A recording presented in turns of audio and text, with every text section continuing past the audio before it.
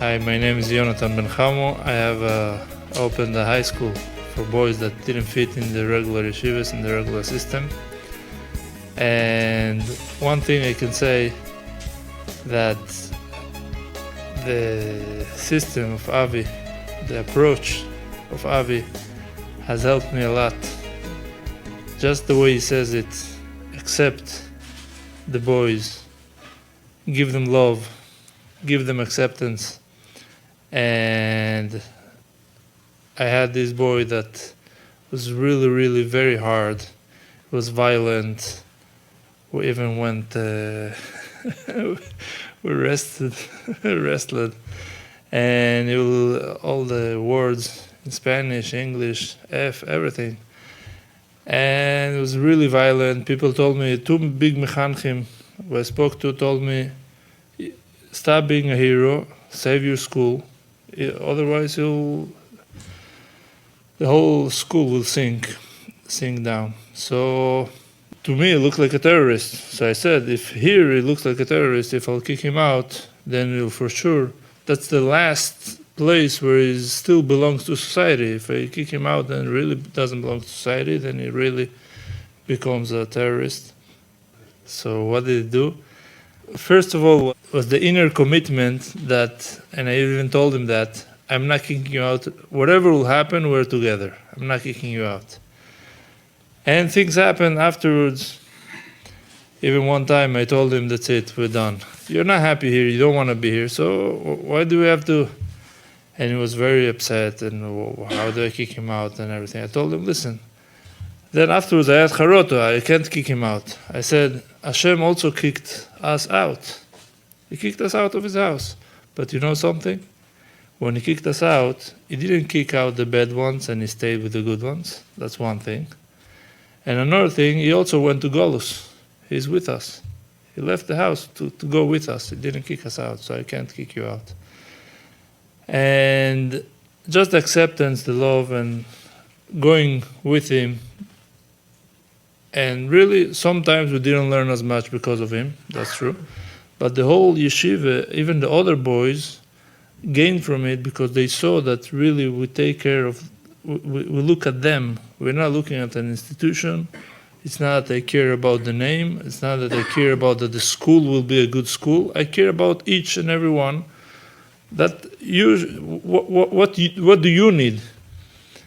And the whole school changed. Now they love their place. They thrive.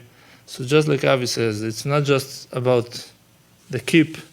It's about everybody else. Everybody gains. He's now the most loyal bocher to the yeshiva. He put a sticker of the yeshiva in his cell phone, on his coat.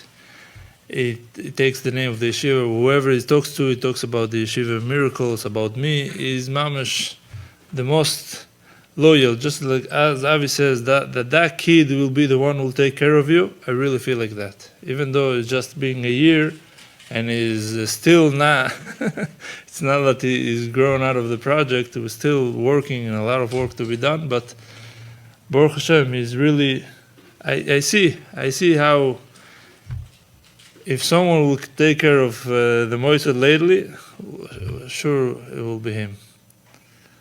Beautiful.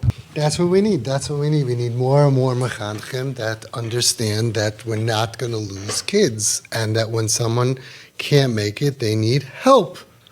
Not rejection, but they need help.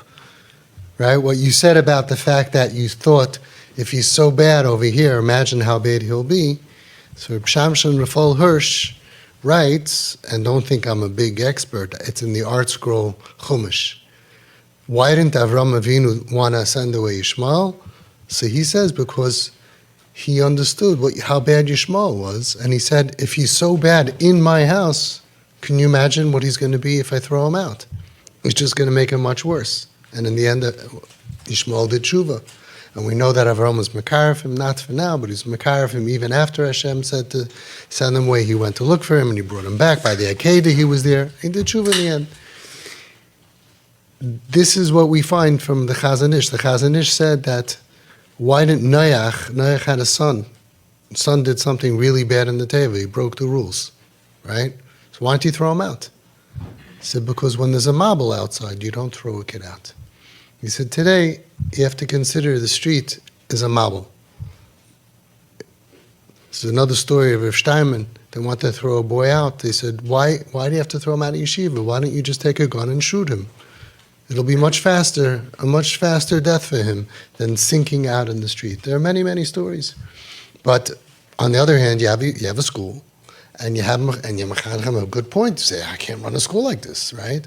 But the point is that everybody thinks that if we're going to be nice, they're going to get worse. It's not true. When we're nice, they get better. You save the boy, and you save the school, and you have a friend for the rest of your life. And so many people say, who went through hardship, they'll take a bullet for a Rebbe like this. They'll take a bullet for friends like this. And on top of that, I'll end with this story.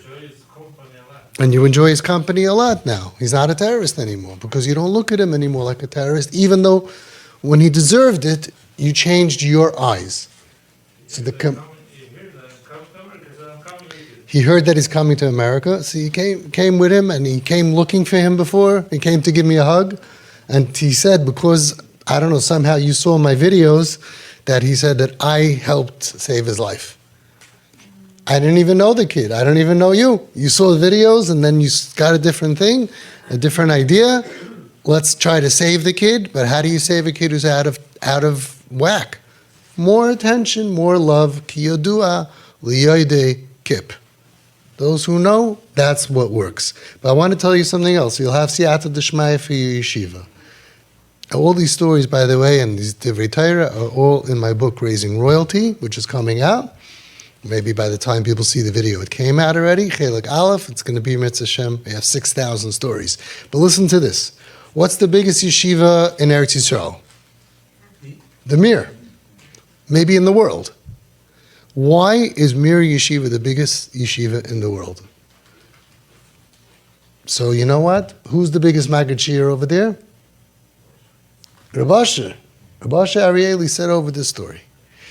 After the Holocaust, a bunch of Rosh Yeshivas came from Shanghai, from whoever survived. They all came to Eretz Yisrael from every town. And they all tried to open yeshivas. One town was called Mir.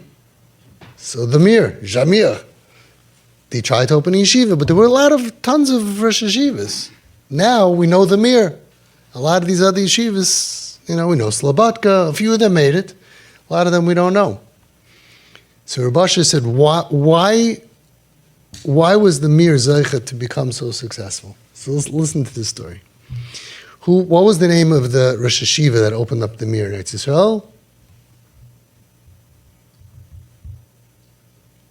You know what they say in the Mir? In Yed de Winkel is da Finkel. Finkel. Which one? Reb Nosson Tzvi Finkel. Not the one when I was there, the original. He came to Eretz Yisrael, he opened up a yeshiva, a good yeshiva, a top yeshiva, and he took Bachim from then. The top yeshiva was called Eitz Chaim. He had a handful, 10, 12, 14, doesn't sound like more than that. Top Bachim that came to his new yeshiva, the Mir. Okay.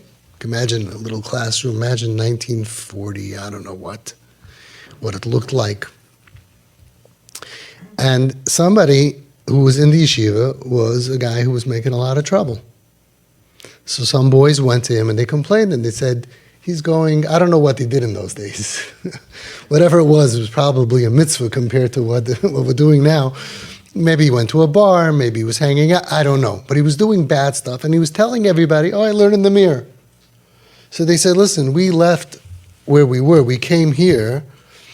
We want to be part of a yeshiva with a good name. We want to do good shidduchim. We're building up a yeshiva to have a shem tov. And he's going everywhere.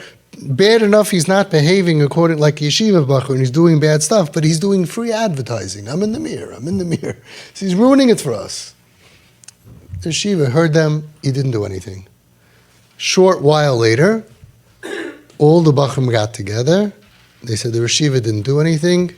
We have to take matters into our own hands. They came, all of them, to the yeshiva. All of them came to the yeshiva, to the Rosh Yeshiva.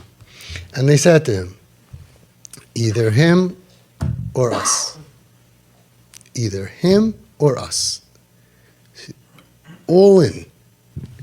So now it's a big threat. He just opened the yeshiva. He has the top boys from Eitz Chaim. He's starting the yeshiva with, and they all said, either you tell him to go, or if you want to keep him, we're leaving because we want to be in a top yeshiva. We learn day and night. We don't want to be a part of this yeshiva that has a bad name.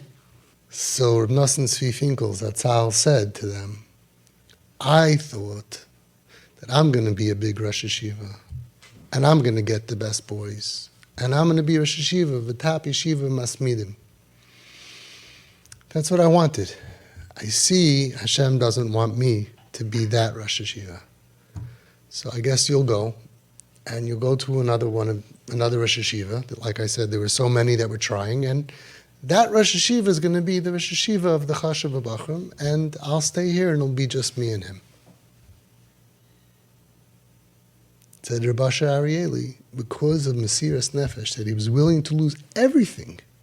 He was just starting off after a Holocaust, after everybody in the Mir was murdered. And he's starting off with top boys, and they're boycotting. They're all going to leave. And he said, I wanted to have a Chashuv Yeshiva, but if it means being Merachik this Bacher, I guess someone else will be the Chashuv Yeshiva, and I'll have Yeshiva just me and him. I have goosebumps. You can cry from this. This is a Mechanech. Someone else will have a good yeshiva. Someone else will have a chashuv yeshiva. And it'll be just me and him, and I'll have a shvach yeshiva for one boy who's... Said Reb Asher Arieli, that was the schus. Why Mir grew more than any other yeshiva. So the Eibush Zal helfen, not only you're going to have a yeshiva, rabbi, not only you're going to have a yeshiva, but your yeshiva is going to be the one that's going to be 1,000 times bigger than all the other yeshivas, because you're not running a company, and you're not running a factory. You're not running an assembly line. You're dealing with neshamas. And that's chus, that you were willing to lose everything. You got the boy back. The other boys are doing better. They realize how much you're invested in them and you really care about them. This boy is going to be the biggest supporter, and all of them are going to love you, and your yeshiva should grow and grow and grow and grow. You're going to be the biggest Rosh Yeshiva in the world, and everybody in the room, make sure you get a bracha from him, because one day the lines are going to be so far out.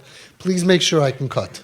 I want to be able to get to the front of the line. I'm saying, it's Avi, what? The Gaboyim are going to say, we don't know you. Wait outside for 2 hours till the Rosh Yeshiva can come and see you.